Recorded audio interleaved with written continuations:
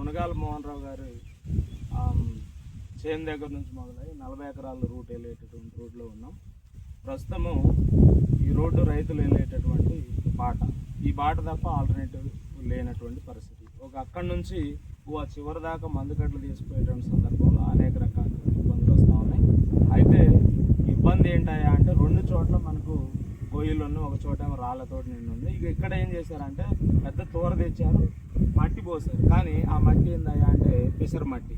దీనివల్ల మనం ఏదైనా వెహికల్ మీద మందు కట్టేసుకొని వెళ్ళినా, లేకపోతే భుజాల మీద మందు కట్టు మోసుకొని పోయినా కూడా ఇది చుట్టుకొని పోయి కాళ్ళ నిండా మట్టి అంటేటువంటి పరిస్థితి వస్తుంది. అందుకని ఈ మట్టిని ఇలా ఉంచినప్పటికీ గుట్ట మట్టి ఏదైతే ఉందో, గ్రావెల్ ఏదైతే ఉందో, వెంటనే ఇక్కడ గ్రావెల్ పోసి ఈ సమస్యను పరిష్కరించాలని చెప్పేసి పంచాయతీ పాలకవర్గం అలాగే ప్రస్తుత కాంగ్రెస్ పార్టీ నాయకత్వానికి విజ్ఞప్తి చేస్తా ఉన్నాం.